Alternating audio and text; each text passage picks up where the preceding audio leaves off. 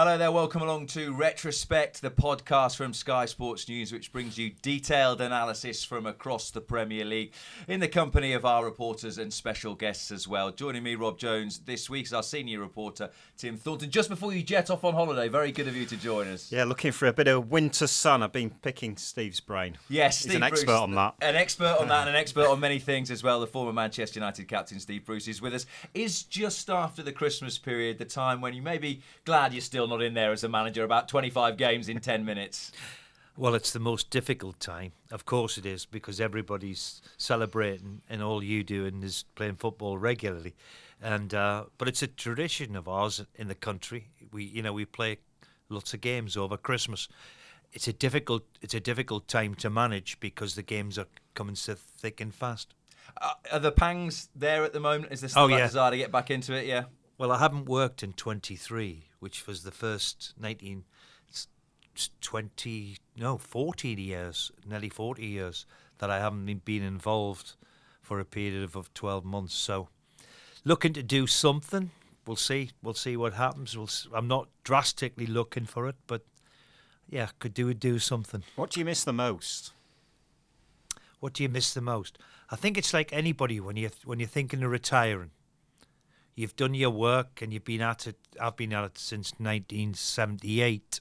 It's a long time ago, bloody hell.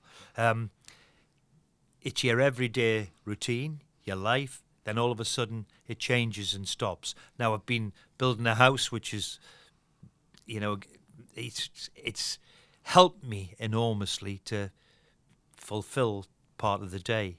And I think that's the big thing when you're coming up to retirement, or you think you're retiring, or whatever you're doing, is just filling your day and what you do with your time. And that's a difficult part, especially when you're used to going to work.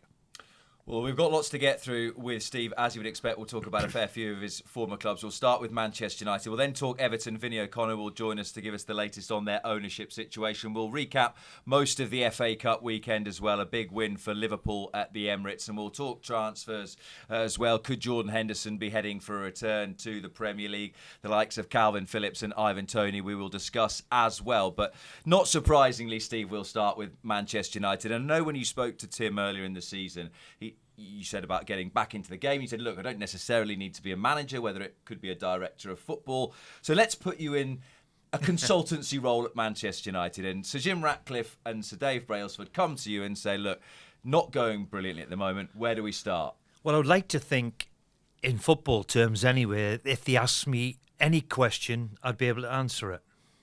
Whether it's the right answer, the wrong answer, that's for them to decide. But after being in it so long, I think when you look from the outside and you look at anybody buying a football club, whether it's at the bottom end, at Salford, or where my son's managing Macclesfield at the moment, it's all to do with the finances and how the club's run. And of course, the biggest thing when you're a big club, I've always thought, is recruitment, is buying the right players, especially when you're at the profile of Man U, because you can analyse it as much as you like, you can analyse the player as much as you like. The big thing, can they come to Manchester United and handle it? Casemiro last year was a prime example. Been there, done it, wore the T-shirt. Unfortunately, he's been racked with injuries at the minute, but really showed his class and could handle Manchester United. You could see that straight away. Same for me with Fernandes. Over the years, he's proved that he can handle the big stage. It's the ones that can't handle the big stage and the demand of what Manchester United brings. And that brings its difficulties. You can be a fantastic player, not quite handle it. And I've seen that so many times at Manchester, especially over the last few years. Recruitment's a really interesting one, and you touched on Casemiro there, who came obviously with a pedigree. Someone like Raphael Varane, he arrives and we know exactly what it says on the tin. I guess the question with recruitment about Manchester United, and you compare them to their great rivals Liverpool, maybe over the last 6 or 7 years, where's Manchester United's Mo Salah or Sadio Mane, or even someone like a Gini Wijnaldum, that really clever bit of business where they clearly have underpaid when you look at what they eventually achieve? Well, I think they were hoping that Sancho was going to be one of them, a bright young talent who was playing very, very well in Germany. There is proof of the pudding of what we talk about. And you're right, we haven't seen Manchester United have a bargain like what we've seen at Liverpool or City. And the great strength of Sir Alex was his eye for a recruitment. You know, when I think back of Schmeichel, to play for 10 years, he was 500 grand. Dennis Irwin, 600 grand. Myself at 800 grand. There was stacks of them. And unfortunately, at the moment, we haven't seen enough of them, of that shrewd piece of business. And let's hope that improves. There's a lot of top young players there that are underperforming, though. What about the role of the senior players? Go back to when you were at Manchester United. There were a lot of senior figures in that team. Well, there was times when Sir Alex wouldn't have to do anything. I'd like to think if you asked the Beckhams of this world, or the Scholes, or the Nicky, but when they were breaking through, we used to make sure that they had to knock the dressing room door before they got in. And if they didn't, they were in trouble. Little things where they went on, when their generation, they managed that. And the senior player now becomes crucial to the club, of the involvement of it, of what it's expected. Is there enough of that in this current squad, though? Jadon Sancho, for example, did he need an arm over the shoulder and say, come on, Jadon? Well, whatever happens, the one thing, if it gets in the public domain, and the one thing about Manchester United, everything seems to get out. Everything gets out, everything these days. If you've had a fallout with the manager, you have to have the ability to apologise. Otherwise, you're in trouble. And now, we always had rows with Sir Alex Ferguson regularly, you know, but it used to stay in the dressing room. And if you did say anything over the top, first thing you did Monday morning, knock on his door. Sorry, boss, I was out of order. No problem. Get on with it. Get trained. We'll see you in half an hour. It was put to bed straight away. But do you think that sort of bleeds into a wider question about culture? You've mentioned that about apologising. You said that a couple of other bits and bobs, but even the recent results, great comeback against Villa, really good second half, and you think, where have this lot been? But then in the back of your mind, you're also thinking, I know what's coming at Forest. And exactly what you thought would happen happened against Forest, that they were back to where they've been so often this season. Well, you're right. Against Aston Villa, it was arguably the best 45 minutes we've certainly seen this season.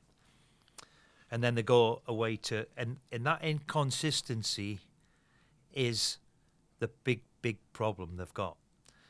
We've seen them often enough play well, and when they play well, they're a match for anybody. But when you consider they've lost something like 14 games now... 14 out of 28. 14 out of 20. It's simply not good enough for the standard of Manchester United. And it's never going to be. Whether you're a player there, manager, owner, 14 games out of 28 is not going to be accepted.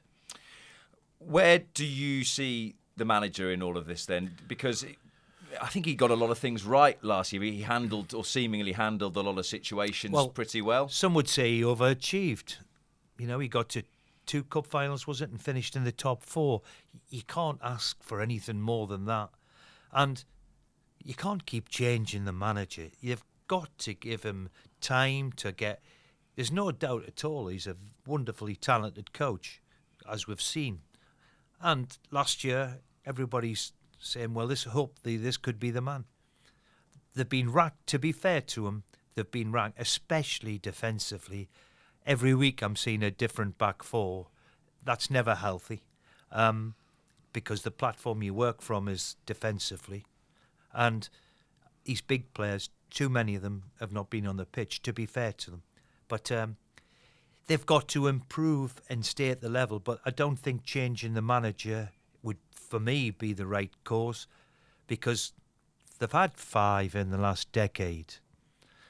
But we all know of what this football industry is now. In management, you don't get time. But I hope they see through it and back the manager, which I'm sure they will, and have a stability at the top which will stop this excuse. Just to stick with the manager then, and come back to Steve in just a second. But one of the criticisms labelled at him, Tim Thornton, is culture, not culture, identity. What are Manchester United trying to do? And you would have spent a lot of time covering Leeds under Marcelo Bielsa, and you always knew what they were trying to do. Now, sometimes it didn't work, and when it didn't work, it looked a little bit of a mess, but at least you knew. Whereas sometimes you watch United and think, well, what's the game plan here? Yeah, under Bielsa, Leeds had plan A. If plan A didn't work, he used to say, make plan A better. That was his philosophy. He would stick to his principles no matter what. But you look at this Manchester United side and you don't know what the identity is. You're guessing. It seems to change as well. So a forward step last year, a backward step this year, and it's very much a case of what next for Manchester United. I was just going to ask Steve, actually, when you've overachieved as a manager, as you say that perhaps Ten Hag did last season, do you then go away on your summer holidays and you sort of lying there in the sun thinking, crikey, I'm in trouble next season because I'm not going to be able to repeat that? I called it last summer on Eddie Howe. He's done so well. You know, if they ever have a blip, get a few injuries, what have you, the overachievement of maybe last season kind of come and bite you, haunt you, whatever you think. And whether he overachieved last year, nobody's quite sure. I'm fascinated when you hear about identity. Everybody knows or should know the identity of what Manchester United require and want. You have to play a certain way. You have to play exciting. You have to breed a few young players, of course, because that's in the DNA. Have we seen enough young players? We've seen a few of them on the fringe. You're never going to get the class of 92 again, I wouldn't have thought. But the identity for Manchester is pretty straightforward. We have to win, you have to play in a certain way, and you have to get people off their seats in an exciting way. And so many people have asked me about Sir Alex, of course, in every conversation. Ultimately, Sir Alex is a gambler, right? So he gambles to win. And that reflects on a football team as well. How many times do you see him making changes, even in the biggest cup final of them all? He's got 5 strikers on the pitch. I mean, where they're all playing, I'm not so sure, but the gamble pays off, wins, you know, and that's the way you've got to be. We keep talking about identity. And it's funny now, I watch the young coaches of today, and it looks from the outsiders that everybody wants to be Pep Guardiola. I'm looking at, everybody wants to play and improve the players, of course. But if you've got centre-backs who can't handle the ball, and I'm looking at the centre-backs thing, and I thought I was okay for it. Keep getting this ball in the 6-yard box is like, wow, you have to be some player to handle that.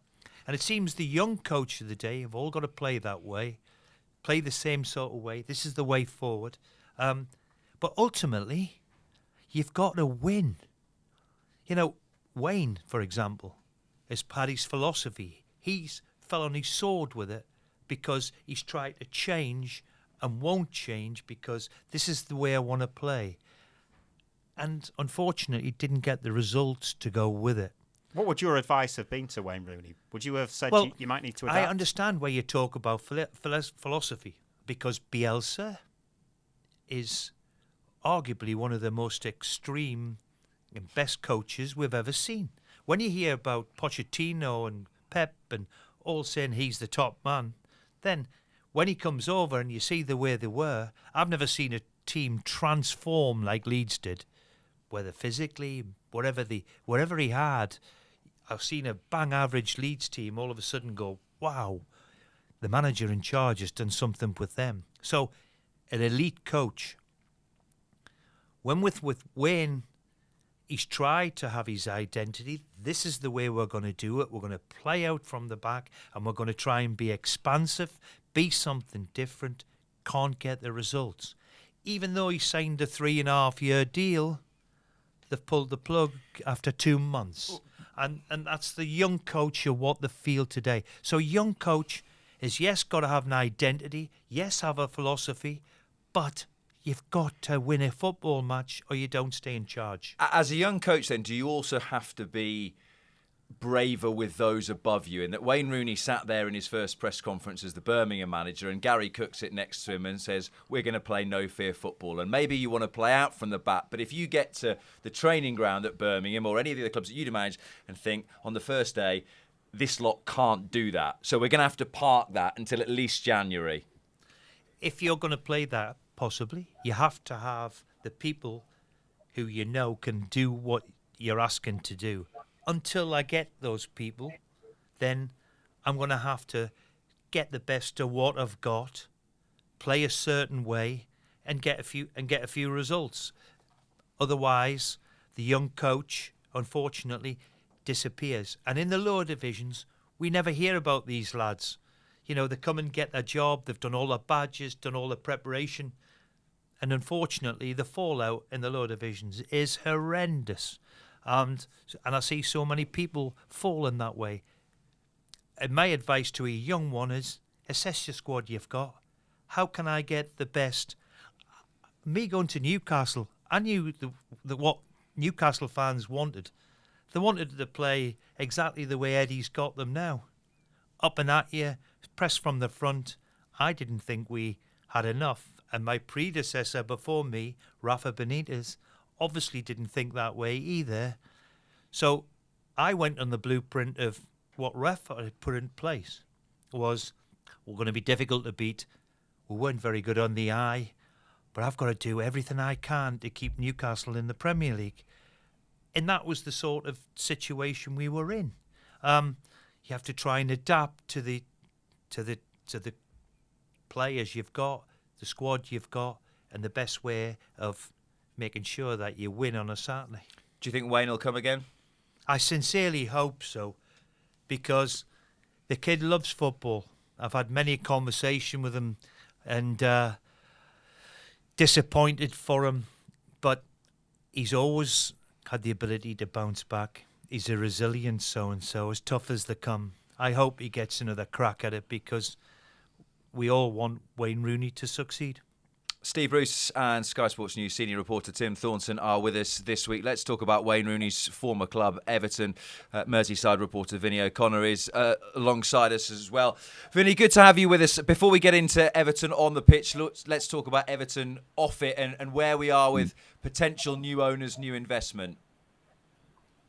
Yeah, well, we know that 777 Partners have put in an extra £115 million now. That's basically to cover operating costs on the build of the new stadium at the moment. I think if people were thinking that maybe it would help Sean Dyche to move in the transfer market during this window, that's probably unlikely. I think what would be interesting would be if Everton were to sell players. We know the interest, of course, in players like Onana, Jared Branthwaite, who's been outstanding so far this evening. Even Ben Godfrey, because obviously Ben Godfrey's situation at the minute, he would love more regular first-team football. So if Everton were to sell players, it'd be interesting to see whether that money would be reinvested. But what Sean Dyche said to us last week was, when it came to the potential for moving in this window, he spoke about it and said, look, when it came to potential for players leaving, and I mentioned Onana, I mentioned Branthwaite there, he obviously doesn't want to start dismantling what he's put together at Everton, particularly when you look at the performances overall, which have generally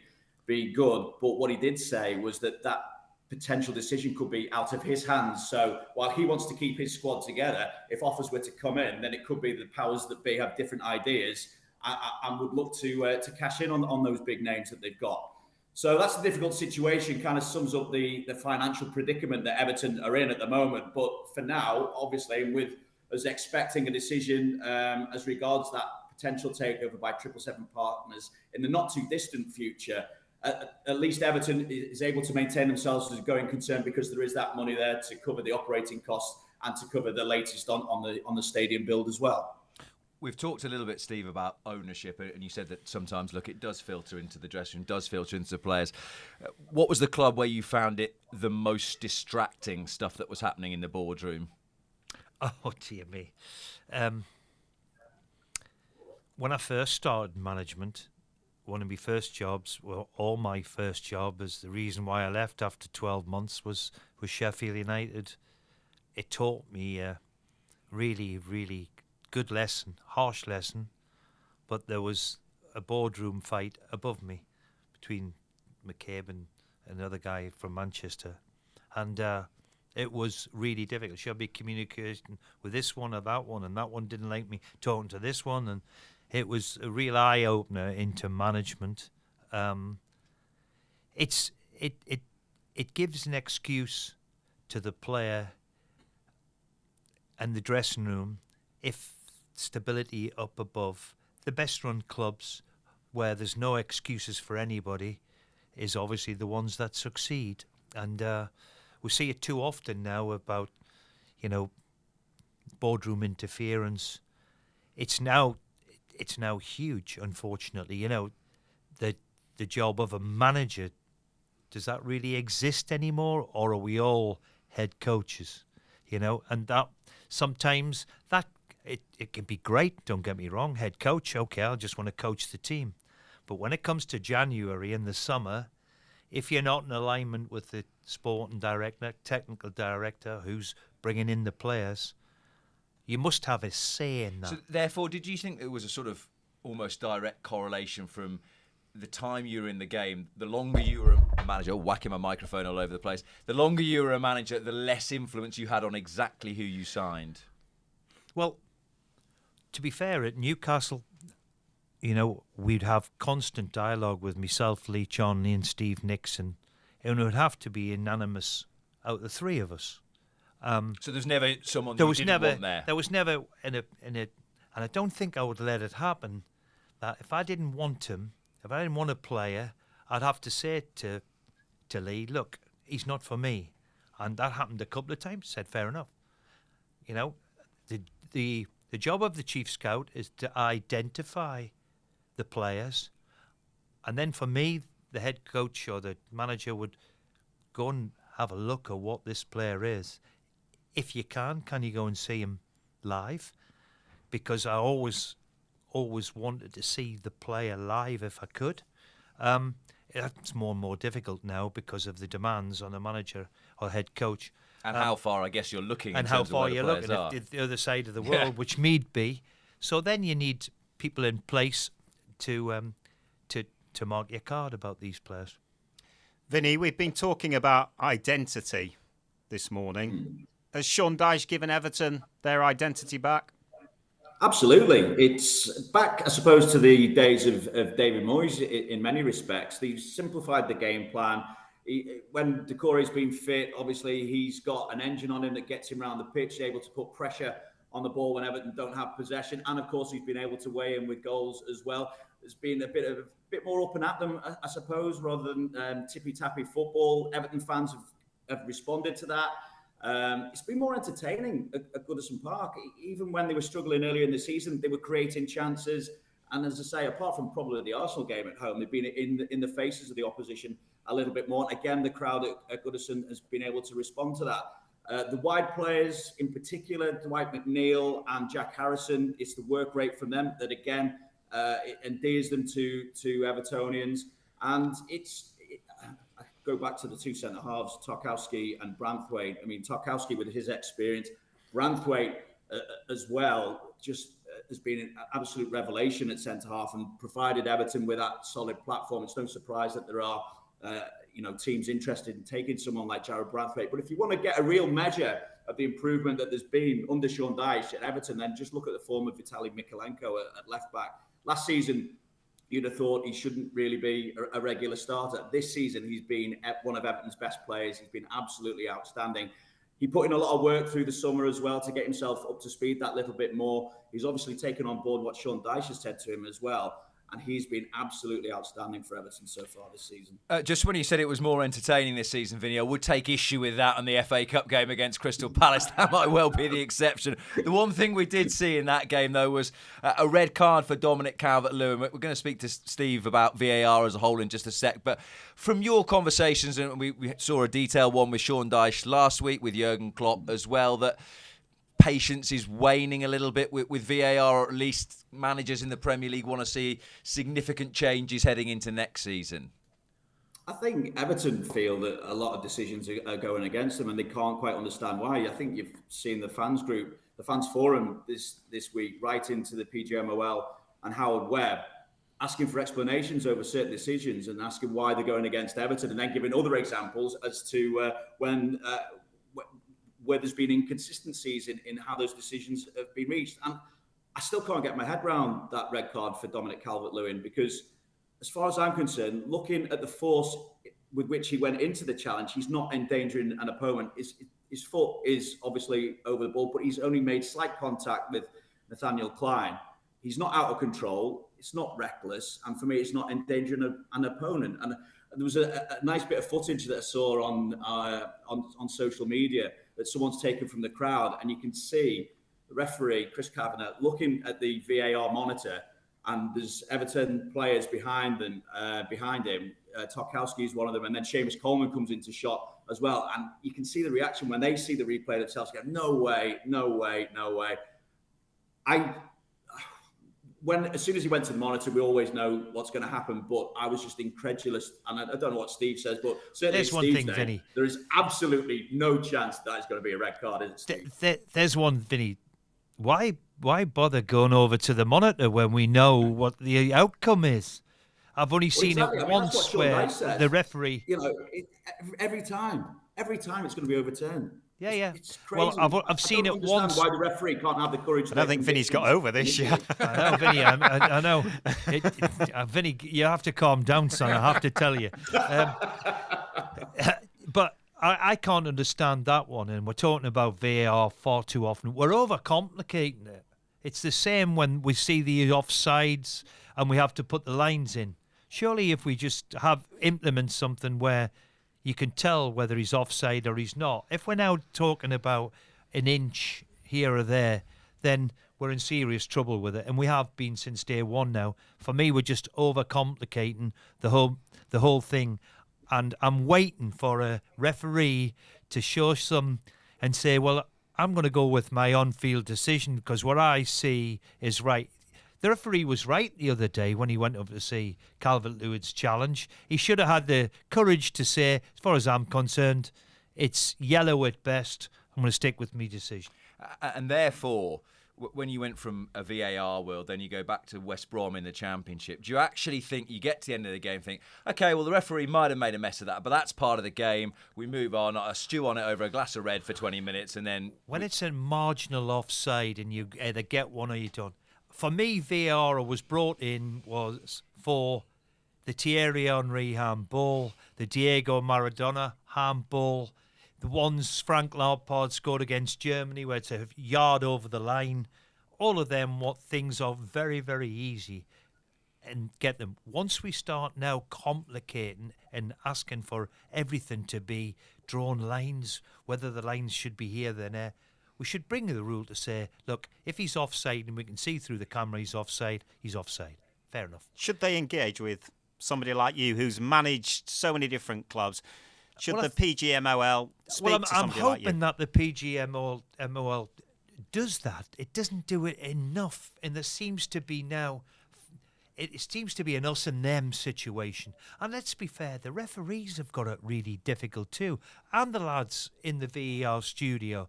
When you have to draw lines and this is not quite correct, and it's for the clear and obvious mistake we're looking for. And every goal now seems to be, we're waiting for VAR. We're trying to find something. And it's, for that, we're overcomplicating it. Go back to basics. It's brought in, the watch that the referees have when the ball's over the line. Great. We all know that. It's over in 10 seconds. Great. This VAR is doing everybody in with it. I think we're all tired of it already.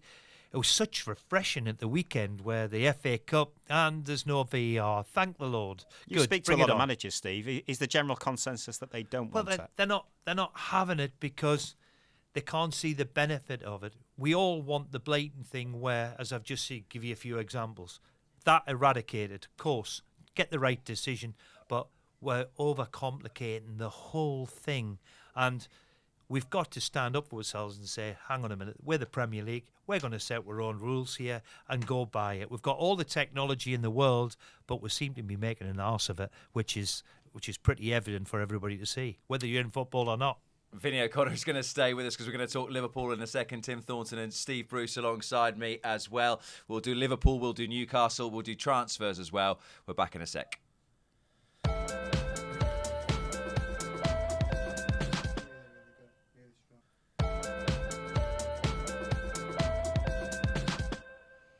You're listening to Retrospect from Sky Sports News. Tim Thornton and Steve Bruce with me this week. Vinny O'Connor, our Merseyside reporter, is still here as well because we're going to talk about Liverpool into the FA Cup fourth round after a 2-0 win at the Emirates on Sunday. Steve, it felt like the performance of a proper team that soaked up a bit of pressure, struck and into the next round. I think Arsenal will be disappointed with a couple of chances they had and they didn't take them.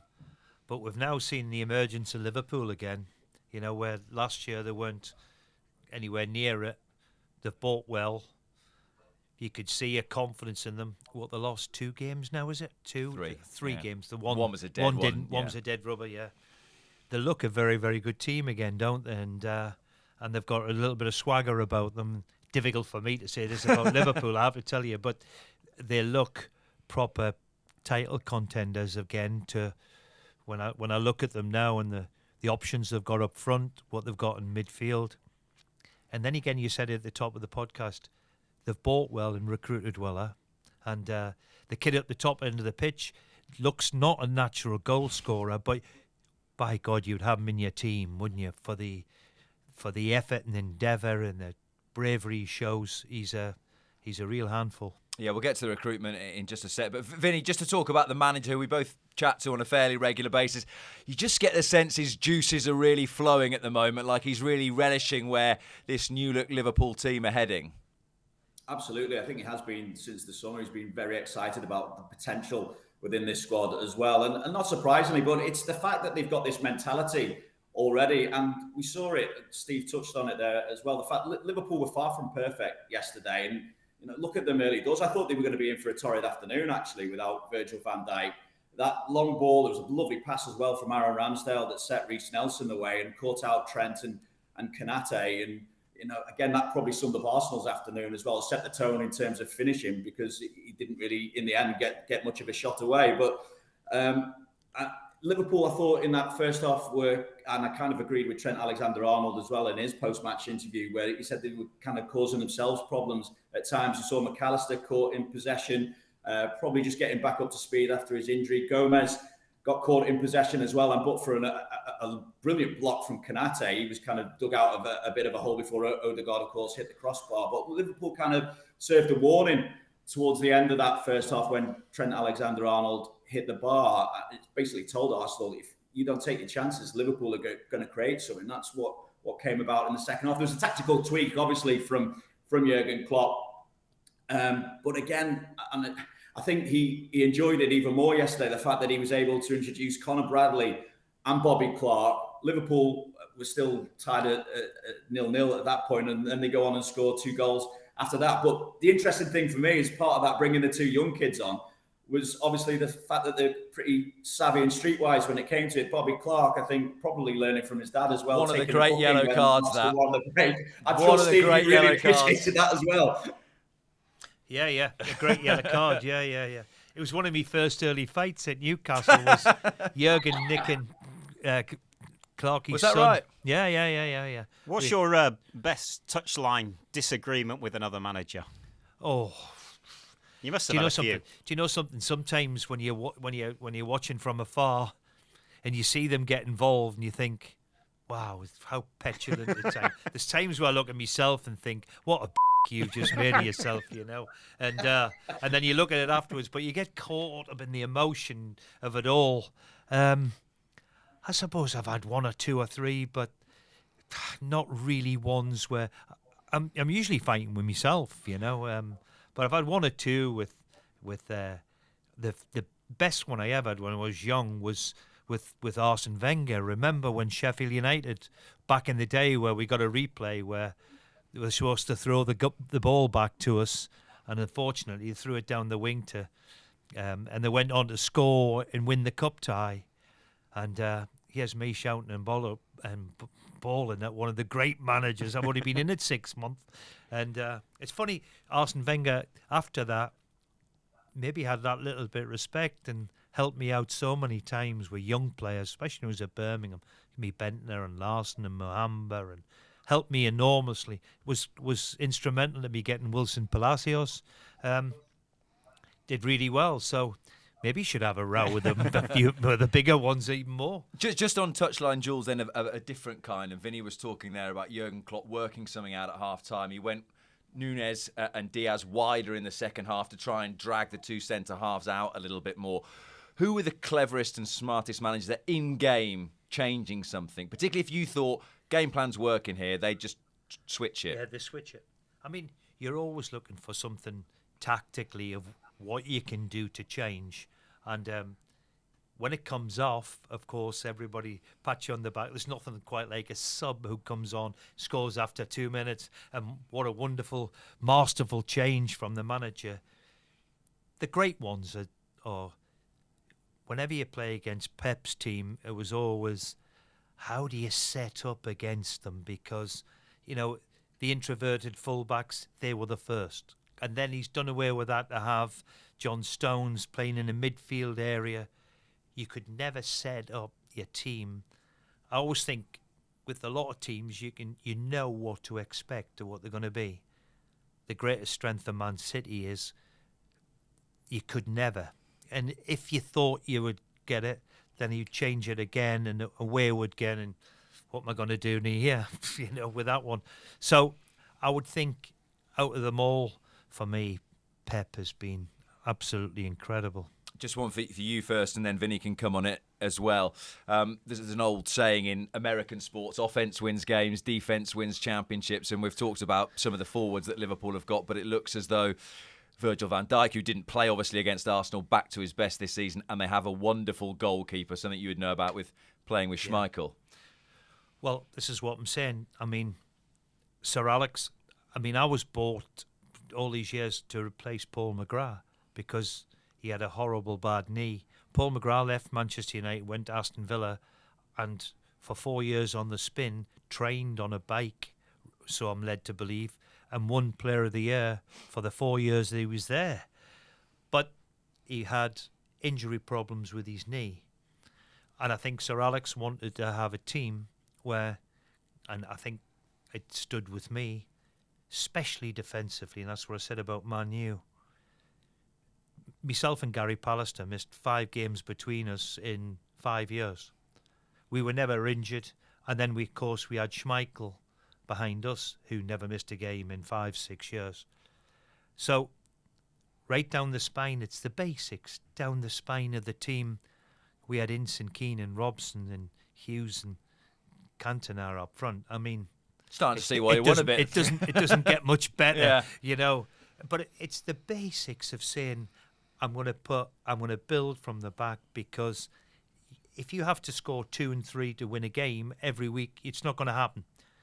So it's a principle which is I've always tried to stay with.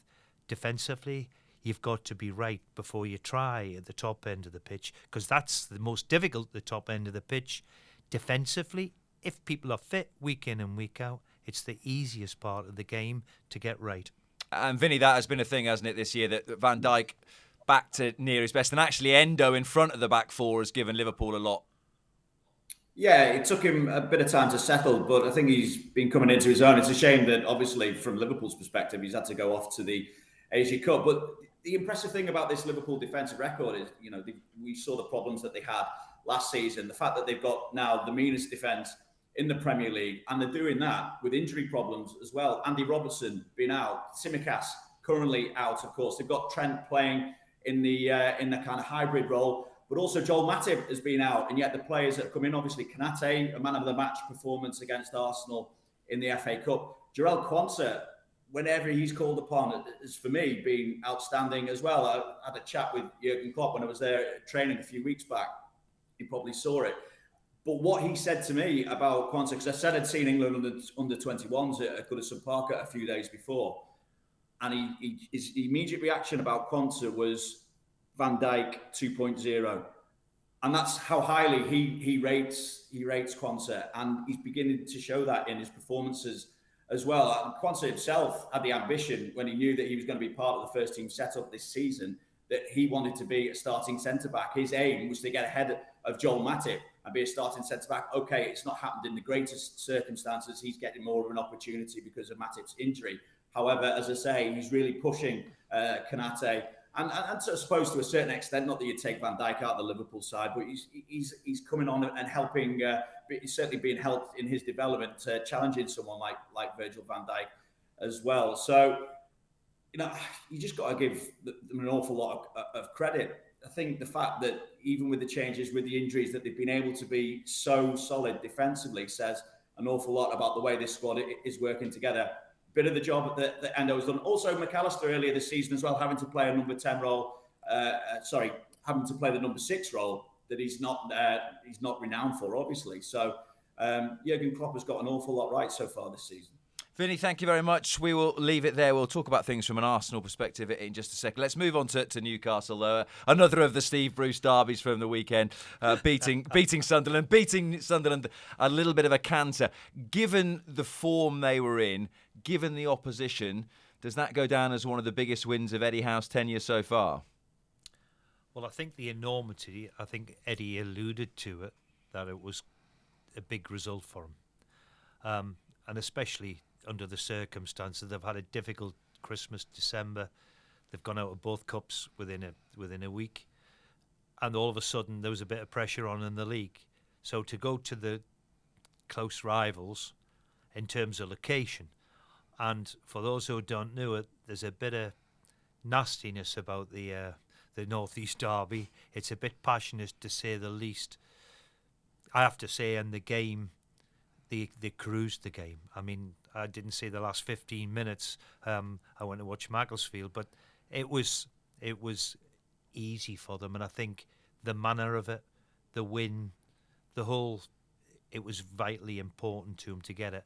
And I just think we've seen the gulf, really, between a really decent young Sunderland team and a very, very good Newcastle team with a few of the injuries starting to get back, which is important for them. Steve, it's great to be manager of Newcastle when things are going well, I would imagine. But what about when it's difficult? Eddie will learn just how difficult it is over the last 6 weeks, no matter how well he's done. Look, it is difficult. It is a clamour for you. I'm so glad I've done it. There's no doubt at all it was the most difficult job. And when I had people like Graham Souness, Kenny Dalglish, one of my big mates, and Alan Shearer saying, "Do you know what you're doing?" Then of course you've got to listen to these people. But nobody was going to change me. I was desperate to take it. Do you have any regrets from that period? No. Look, my remit was to keep Newcastle in the Premier League, and then when you've got a restricted budget because of COVID, but I have to say, Mike Ashley was one of the better chairmen I've had to work for, or owner. He never interfered. He let you get on with it. He didn't interfere with trying to say, well, I wouldn't have picked him, or which you get sometimes. He was straight to the point, and let you get on with it. Of course, what we wanted was to open his wallet, which he was never going to do. He did it on a couple of times for me. We wanted, Mike, come on, these pockets. Your pockets are deep, Mike. Yeah. Come on, you can have a go. But he was never going to do that. Is there one player that, if he'd opened the wallet for you, that you would have signed for Newcastle? Because there was. We lost out on the boy Caicedo, who went to Chelsea for 100 million.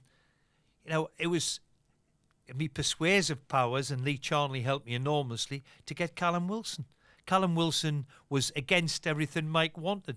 29-year-old, bit of a dodgy knee, but I knew that he could score enough goals for us to keep us in the league and stay fit enough. And what a great signing he's been, I have to tell you.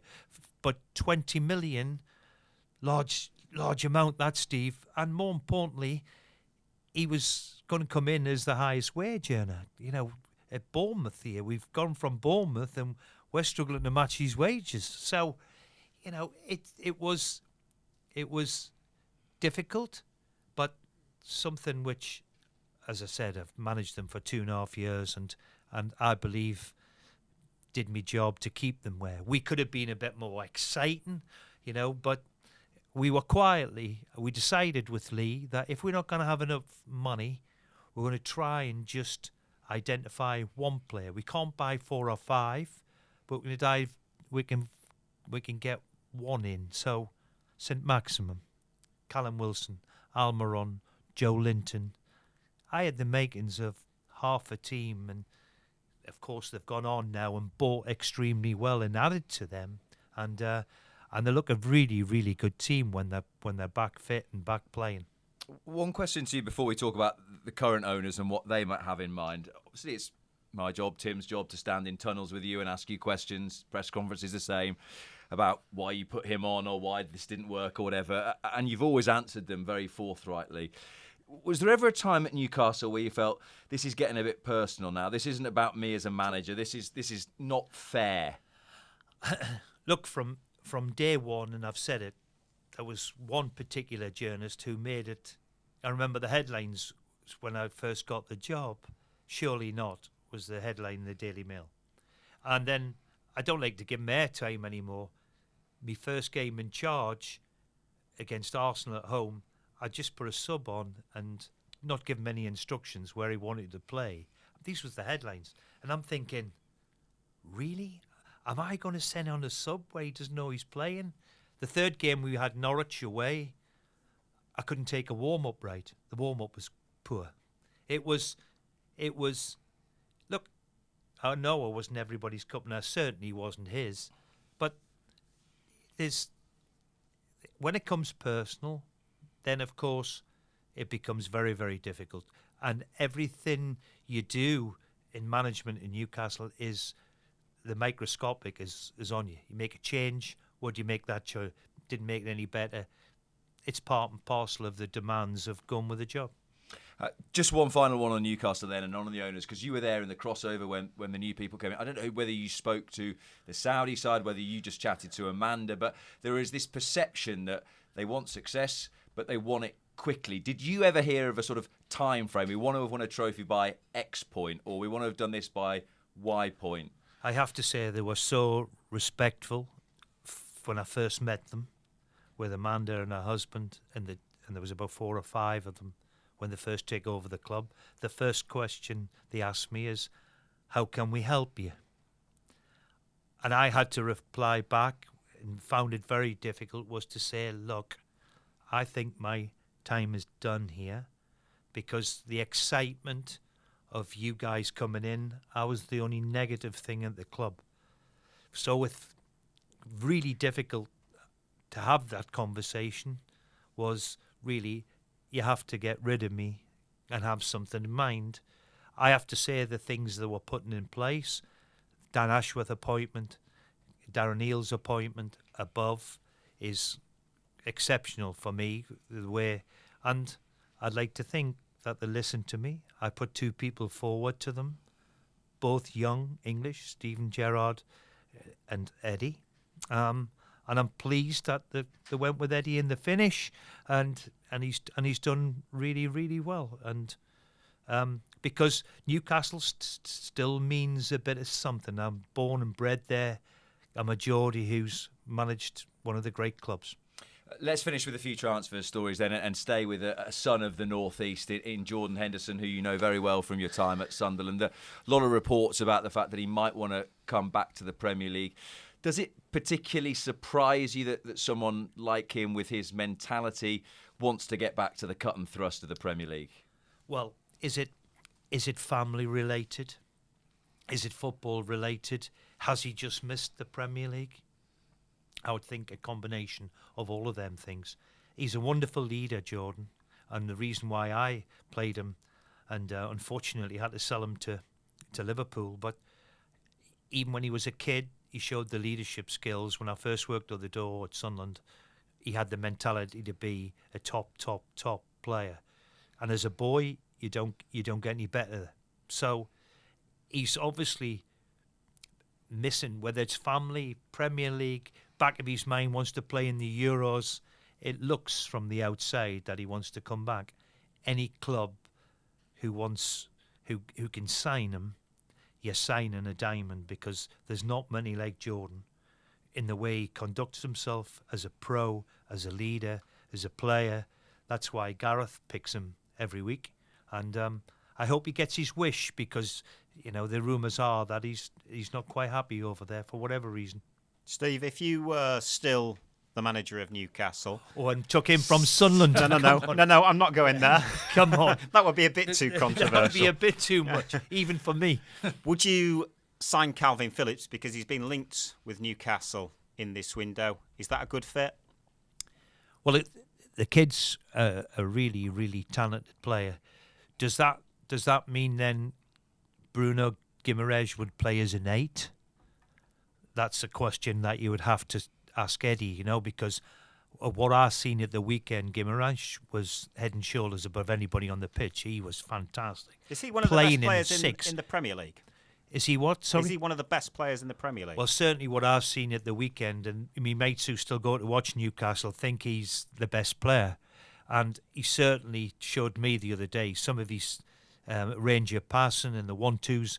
So is he going to play in that 6, or does he prefer to be an 8 and higher up the pitch? There is the conundrum that they'll have. There's no doubt Phillips will improve any squad because of what he is. He's young, tenacious, and as we've seen for Leeds in England, it hasn't quite happened for him at Man City for whatever reason. I have to say he's got Rodri in front of him. For me, he's arguably as good as midfield player there is in the league. So all of them questions you weigh up before you dive in to get him. And I'm sure that's the big question. Can I play Guimaraes in an 8 and bring Kalvin Phillips in? And Steve makes the point, Tim, that for both Henderson and for Phillips, it's not just about playing more club games, maybe getting back to England. They both have this carrot of being in the England squad for the Euros in the summer to try and strive for. I think what's interesting here is that actually one of the two has got a good chance of starting in the Euros. So it might be whoever makes the right move in this January transfer window. Henderson, of course, played more at the World Cup, but Kalvin Phillips was coming back from an injury. So he didn't really have the impact he wanted in that tournament at the World Cup because he'd had this problem, and Gareth included him even though he wasn't fully fit. So I think this will be a tournament he'll be looking at to make a big impact. And also it'll be interesting to see how Gareth is going to set up. Is he going to play 1 as a holding 6, or is he going to play 2? And Jude Bellingham looks as if he's a stick-on in the 10 role. So all of them questions I'm sure Gareth will be asking himself. But you're right, one of them I believe will play. Is Jude Bellingham, by the way, just to finish on this, Jude Bellingham for you, is he the best player in the world at the moment? Well, to go to Real Madrid, we're talking about expectation when you play for Man U. To go to Real Madrid, that must be something similar. When he's starring like he is, and when you've got people likening him to Zidane and all this, then you have to simply applaud the kid. We've got a superstar on our hands, and he could be, for me, the difference that England could go and win this tournament, because this kid is something else. Let's just finish with one other man who might have his eyes on a place in the Euro squad for England, which is Ivan Toney. An exclusive interview to Sky Sports News coming out this week. Tim, just give us a bit of a summary of what Ivan Toney's been saying. Yeah, it's interesting because this was a discussion point. I was on the transfer show last week and we were talking about where he might go next, but he feels as though he owes Thomas Frank something. He feels as though he owes Brentford something. So there is a suggestion there that it looks as though he could stay at Brentford in this transfer window. How refreshing is that? Because I have to say Brentford have been immaculate towards him. Not many clubs would have been. However, they've supported him right the way through the ordeal he's had to go through. And how refreshing it is that a player's come out and said, or he said that the club are in a little bit of a sticky patch for the first time in 2-3 years. He could be just the tonic that they need. Certainly he's a quality player, and I applaud him. It's not often you get that, and that little bit of loyalty, it'll go down well for him.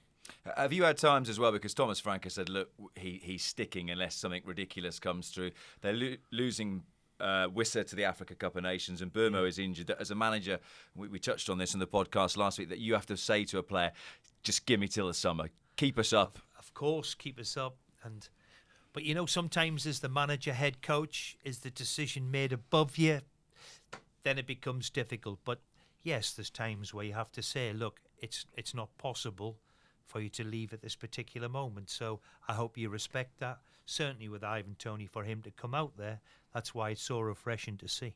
And if and when the time comes, Arsenal had another day yesterday where they couldn't find the back of the net.